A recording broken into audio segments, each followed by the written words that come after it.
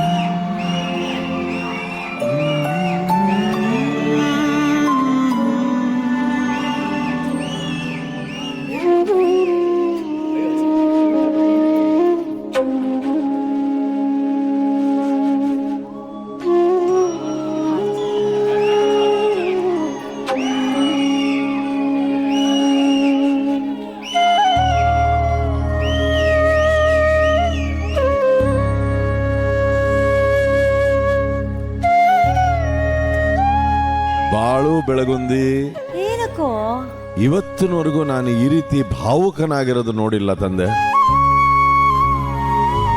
ಏನಾಯ್ತು ಬಾಳು ಬೆಳಗುಂದಿ? ಯಾಕೆ ಭಾವುಕನಾದೆ? ದಯವಿಟ್ಟು ಹೇಳು. ಎಷ್ಟೋ ಜನ ಒಂದಿಷ್ಟು ದಿನ ಆತ್ರಿ ಸರ್ ನಾನು ನೋಡಕತ್ತೀನಿ. ಇವನಿಗೆ ಸಂಗೀತ ಗೊತ್ತಿಲ್ಲ, ಒಂದು ಸ್ವರ ಹಾಡಕ್ಕೆ ಬರಂಗಿಲ್ಲ. ಇವನು ಯಾಕೆ ಫಿನಾಲೆ ಬರಬೇಕು, ಇವನು ಯಾಕೆ ಇವ್ರು ಇಲ್ಲೇ ಮಠ ತರಬೇಕು ಅಂತ ಭಾಳ ಒಂಥರ ಮನಸ್ಸಿಗೆ ನೋವಾಗೋ ಥರ ಎಲ್ಲರೂ ಮಾತಾಡ್ತಾಯಿದ್ರು ಹೊರಗಡೆ. ಆವಾಗ ಸರ್ ನನಗೆ ಸ್ವರಗಳನ್ನು ಹಾಕಿಕೊಟ್ರು. ಎಲ್ಲಿ ಆ ಸ್ವರಕ್ಕೆ ನನ್ನಿಂದ ಮೋಸ ಆಗುತ್ತೇನೋ ಅಂತ ಒಂದು ಕೆಟ್ಟ ಗಿಂಟು ಕಾಡುತ್ತೆ ಸರ್. ಬಾ ಬಾ ಬಾ ಬಾ ಬಾ ಬಾ ಬಾ. ಸ್ವರಗಳ ಹಾಡಿದ್ರೆ ಮಾತ್ರ ಸಂಗೀತಗಾರ ಅಂತಲ್ಲ, ಇಲ್ಲ ಕಣಪ್ಪ. ಸಂಗೀತ ಅನ್ನೋದು ಬಹಳ ಪವಿತ್ರವಾದಂಥ ಭಾವನೆ. ಸ್ವರ, ಶ್ರುತಿ, ಲಯ, ಶಾಸ್ತ್ರ ಇದೆಲ್ಲವೂ ಅದಕ್ಕೆ ಪೂರಕವಾಗಿ ಅದನ್ನಿನ್ನೂ ಹೆಚ್ಚು ರೀತಿಯಲ್ಲಿ ಕಲಿತು ನಾವು ಬೆಳಿಬಹುದು. ಆದರೆ ಆ ಸ್ವರಗಳು ಹಾಡಿದ ತಕ್ಷಣಕ್ಕೆ ಅವನೊಬ್ಬ ದೊಡ್ಡ ಸಂಗೀತಗಾರ ಅಂತಲ್ಲ, ಇಲ್ಲ. 500 ಜನ ನಿನ್ನ ಬಗ್ಗೆ ಕೆಟ್ಟದಾಗಿ ಹೇಳಿರ್ಬೋದು, ಆದರೆ 1 ಮಿಲಿಯನ್ ಫಾಲೋವರ್ಸ್ ಅಂದ್ರೆ 10 ಲಕ್ಷ ಜನ ನಿನ್ನ ಹಾಡು ಕೇಳಕ್ ಕಾಯ್ತಾವ್ರೆ. ಜೀವನದಲ್ಲಿ ನಮ್ಮನ್ನ ಹೊಗಳೋರು ಇರ್ತಾರೆ, ನಮ್ಮನ್ನ ತೆಗಳೋರು ಇರ್ತಾರೆ. ಹಂಗನ್ಬಿಟ್ಟು ನಾವು ನಿಲ್ಲಕ್ಕಾಗತ್ತೆ? ನಿನಗೆ ಭಗವಂತ ಏನ್ ಶಕ್ತಿ ಕೊಟ್ಟಿದಾನೋ ಅದನ್ನ ನೀನು ಉಪಯೋಗಿಸ್ಕೊಂಡಿದ್ಯಾ ತಂದೆ? ನಾನು ಹೇಳ್ತೀನಿ, ಭಗವಂತ ನಿಂಗೆ ಏನ್ ಕೊಟ್ನೋ ಅದನ್ನ ನೀನು ಉಪಯೋಗಿಸ್ಕೊಂಡಿದ್ಯಾ? ನೀನು ದೊಡ್ಡ ಸ್ಫೂರ್ತಿ ಬಾಳು ಬೆಳಗುಂದಿ. ನೀನನ್ನು ನೋಡಿ ಹಿಂದೆ 1,000 ಜನ ನಾವು ಸರಿಗಮಪ್ಪಾಗ ಹೋಗ್ಬೇಕು ಅಂತ ಆಸೆ ಪಡ್ತಾವ್ರೆ. ನೀನು ಹತ್ಬಿಟ್ರೆ ಅವರೆಲ್ಲ ಸುಸ್ತಾಗ್ಬಿಡ್ತಾರೆ. ನೀನೊಬ್ಬ ದೊಡ್ಡ ಸ್ಫೂರ್ತಿ. ನೀನು ಕಲಿಯಕ್ಕೆ ಪ್ರಾರಂಭ ಮಾಡಿದ್ಯಾ? ಕಲಿ. 2 ವರ್ಷ ಬಿಟ್ಬಿಟ್ಟು ಸ್ವರಗಳ ಹಾಡು ಇವ್ರನ್ನೆಲ್ಲ ಸೈಲೆಂಟ್ ಮಾಡಿಸು ಅಂತ ಹೇಳಕ್ ಇಷ್ಟಪಡ್ತೀನಿ. ಸರ್, ಈ ವಿಷಯ ಬಂದಾಗ ಒಂದು ವಿಷಯ ಹೇಳ್ಬಿಡ್ತೀನಿ ನಿಮಗೆ. ಯಾಕೆಂದ್ರೆ ಈ ಹಾಡು ತೊಗೊಂಡ ತಕ್ಷಣ ಅರ್ಜುನ್ ಜನ್ಯ ಸರ್ ಮಾಡಿರೋದು, ಇವನು ಹೇಳಿದ್ದು ಒಂದೇ ವಿಷಯ ನನಗೆ, ಸರ್ ಈ ಹಾಡಲ್ಲಿ ಹೇಗಾದರೂ ನಾನು ಸ್ವರ ಹಾಡಬೇಕು ಅಂದ. ಇಷ್ಟೇ ಕೇಳಿದ್ದು. ಆ ಒಂದು ಕಾನ್ಫಿಡೆನ್ಸ್ಗೆ ನಾನು ನಿಜವಾಗ್ಲೂ ಇವನಿಗೆ ಶಭಾಷ್ಗಿರಿ ಕೊಟ್ಟೆ. ಆಗತ್ತಾ ಬಾಳು ಬೆಳಗುಂದಿ, ನೀನು ಹಾಡ್ತೀಯನೋ ಪರವಾಗಿಲ್ವೇನೋ ಅಂತ. ಅದಕ್ಕೆ ಸರಳವಾಗಿರುವಂಥ ಬರೀ ಸ ರೇ ಗ ಮ ಪ ಅಷ್ಟರಲ್ಲೇ ಮಾಡಿಕೊಟ್ಟಿದ್ದನ್ನ ನಿಜ ಹೇಳ್ಬೇಕು ಸರ್. ಇಲ್ಲಿ ಉತ್ಪ್ರೇಕ್ಷೆ ಇಲ್ಲ. ಇಲ್ಲಿ 2 ಸರಿ ರಿಹರ್ಸಲ್ ಮಾಡಿದ್ವಿ, 3ನೇ ಸಲ ಹಾಡೇ ಬಿಟ್ಟ ಅವನು. ಟು ಬಿ ವೆರಿ ಫ್ರ್ಯಾಂಕ್, ತುಂಬ ಡೆಡಿಕೇಶನ್ ಇದೆ ಇವನಲ್ಲಿ. ನಿಜವಾಗ್ಲೂ ಈ ಒಂದು ವೇದಿಕೆಯಲ್ಲಿ ಸ ರೇ ಗ ಮ ಹಾಡಬೇಕು ಸರ್ ಅಂತ ಕೇಳಿದ್ದ ಇವನು. ಅದನ್ನು ರೆಡಿ ಮಾಡಿಕೊಟ್ಟಿದ್ದು ನಾವು, ಇವತ್ತು ನಿಭಾಯಿಸಿದ್ದವನು. ಮಾತು ನಿಮ್ಮದು, ಶ್ರೇಯಸ್ ಅವನಿಗೆ. ಇಷ್ಟು ಹೇಳಕ್ಕೆ ಇಷ್ಟಪಡ್ತೀನಿ. Thank you so much. But Hemant ಅವರೇ, ಈ ಒಂದು ಸಮಯದಲ್ಲಿ ತಮ್ಮ ಈ ಒಂದು ಇದನ್ನ ನಾವು ಗುರುತಿಸಲೇಬೇಕು. ಅವನಲ್ಲಿ ಶ್ರದ್ಧೆ ಇದೆ ನೋಡಿ ಸ್ವಾಮಿ. ಆ ಶ್ರದ್ಧೆನೇ ಅವನನ್ನು ಇಷ್ಟು ದೂರ ತಗೊಂಬಂದಿದ್ದು. ಇನ್ನೊಂದು ಹೇಳ್ತೀನಿ ಮೇಡಮ್, ನಾವು ಯಾರನ್ನೂ ರಿಜೆಕ್ಟ್ ಮಾಡಿಲ್ಲ. ಆ ವೇದಿಕೆ ಮಾಡತ್ತೆ. ಆ ವೇದಿಕೆ ಎಲ್ಲರನ್ನೂ ತನ್ನದಾಗಿಸ್ಕೊಳ್ಳುತ್ತೆ. ವಿದ್ಯೆ ಇರೋರ್ನು ತನ್ನದಾಗಿಸ್ಕೊಳ್ಳುತ್ತೆ, ಶ್ರದ್ಧೆ ಇರೋರ್ನು ತನ್ನದಾಗಿಸ್ಕೊಳ್ಳುತ್ತೆ, ಭಕ್ತಿ ಇರೋರ್ನು ತನ್ನದಾಗಿಸ್ಕೊಳ್ಳುತ್ತೆ. ನೀನು ಇವತ್ತು ಆಸೆ ಪಟ್ಟಿದ್ಯಾ ಸ್ವರ ಹಾಡಬೇಕು ಅಂತ? 2 ವರ್ಷದಲ್ಲಿ ನೀನು ಹಾಡು ತೋರಿಸು, ನಾವು ಕಾಯ್ತಾ ಇರ್ತೀವಿ. ಅಲ್ಲಿವರೆಗೂ ನಮಗೆ ನಮ್ಮ ಬಾಳು ಬೆಳಗೊಂದಿ ಕಮ್ಮಿ ಇಲ್ಲ ಗುರು. ಅದು ನಮ್ಮ ಬಾಳು ಬೆಳಗೊಂದಿ ನಮಗೆ ಕಮ್ಮಿ ಇಲ್ಲ. ನಿನ್ನ ಹಾಡನ್ನ ಮೆಚ್ಕೊಳ್ಳೋಕ್ಕೆ ಕೋಟಿ ಕೋಟಿ ಜನ ಇದ್ದಾರೆ, ಅವ್ರನ್ನ ಆಶ್ರಯಿಸು. ಥ್ಯಾಂಕ್ ಯು ಗುರು. Love you, all the best. Thank you sir. ಧನ್ಯಾಜಿ, ನಾನು ಒಂದೇ ಒಂದು ಮಾತು ಹೇಳ್ತೀನಿ ಬಾಳು, ಜಗತ್ತನ್ನ ಮೆಚ್ಚೋಕ್ಕೆ ಹಾಡಬೇಡ, ನಿನ್ನನ್ನು ಮೆಚ್ಚೋಕ್ಕೆ ಮಾತ್ರ ನೀನು ಹಾಡು ಸಾಕು, ಸಿಂಪಲ್.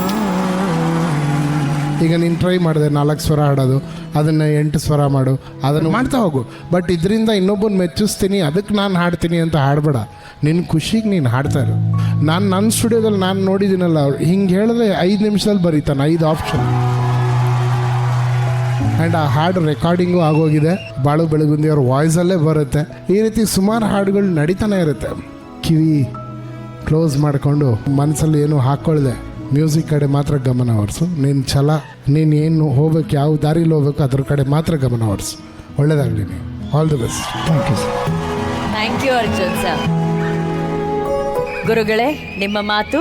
ಇಲ್ಲ, ಈಗ ಹೇಮಂತು ಜಸ್ಟ್ ಒಂದು 2 ಟೈಮ್ಸ್ ಹೇಳಿಕೊಟ್ಟು 3rd ಟೈಮ್ ಆಲ್ಮೋಸ್ಟ್ ಬಂದ್ಬಿಡ್ತು ಅಂತ. ನನಗೇನಂದರೆ, ಇಷ್ಟು ಗ್ರಾಸ್ಪಿಂಗ್ ಪವರ್ ಇದ್ದರೆ ಇನ್ನೂ ಜಾಸ್ತಿನೇ ಕೊಡ್ಬೋದಾಗಿತ್ತಲ್ವಾ ಅಂತ. ಅಂದರೆ you have really won Hemant, you have really won. ನನಗೆ ಒಂದೇ ಒಂದು ಪ್ರಶ್ನೆ, ಹಾಡಿ ಮುಗಿಸ್ದಾಗ ಒಳಗಡೆ ಏನು ಅನ್ನಿಸ್ತು ನಿನಗೆ? ಒಂದಾದರೂ ಸ್ವರ ಹಾಡಲೇಬೇಕು ಅನ್ನೋದೊಂದು ಆಸೆ ಐತ್ರಿ. ಅದನ್ನು ಪೂರೈಸಿನಿ ಅನ್ನೋದೊಂದು ಖುಷಿಗೂ ಕೂಡ ದುಃಖ ಬಂತು. ಎಲ್ಲಿ ಆ ಸ್ವರಕ್ಕೆ ನನ್ನಿಂದ ಅನ್ಯಾಯ ಆಗುತ್ತೇನೋ ಅನ್ನೋ ಒಂದು ಭಯಕ್ಕೂ ದುಃಖ ಬಂತು ಸರ್. ಅದು ಸಾಕು, ನಾವು ಗೆದ್ವಿ.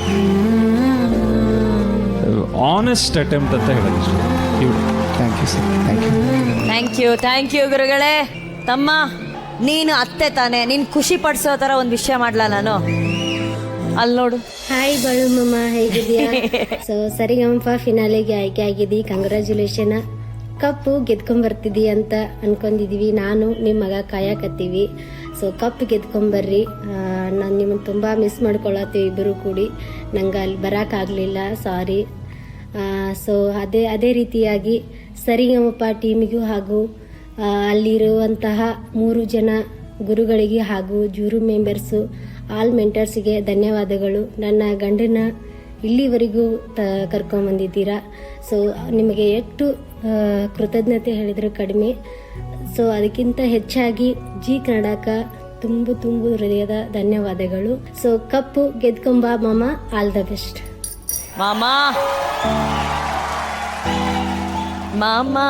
ಮಾಮ ಅಂತ ಹೇಳಿ ನಿಮ್ಮ ಮುತ್ತಿನಂತ ಹೆಂಡತಿ ಎಷ್ಟು ಮುದ್ದಾದ ಮಾತನ್ನ ಆಡಿದ್ದಾರೆ. ಹೇಳಪ್ಪ, ಏನು ಹೇಳಕ್ಕೆ ಇಷ್ಟಪಡ್ತೀಯಾ? ಅವಳ ಬಗ್ಗೆ ಎಷ್ಟು ಹೇಳಿದ್ರು ಕಮ್ಮಿನಾಕ. ನನ್ನ ಜೀವನಕ್ಕೆ ಅವಳು ಬಂದ ಮೇಲೆ ಒಂದು ಹೊಸ ತಿರುವು ಸಿಕ್ತು. ನನ್ನದೇ ಆದಂಥ ಒಂದು ಕುಟುಂಬ, ನನ್ನದೇ ಆದಂಥ ಒಂದು ಪ್ರಪಂಚ ಸೃಷ್ಟಿ ಆಯಿತು. ಅಲ್ಲಿಂದ ಅವಳು ಯಾವತ್ತು ನಮ್ಮ ಮನೆಗೆ ಕಾಲಿಟ್ಟಾಳ ಅವತ್ತಿಂದ ಒಳ್ಳೆ ಕೆಲಸಗಳ ಆಗಕತ್ತವು. ಮದುವೆಯಾಗಿ ಒಂದು 2-3 ತಿಂಗಳಿಗೆ ನನ್ನ ಕನಸಿನ ಕಾರಾದಂಥ ಥಾರ್ ತೊಗೊಂಡೆ ನಾನು.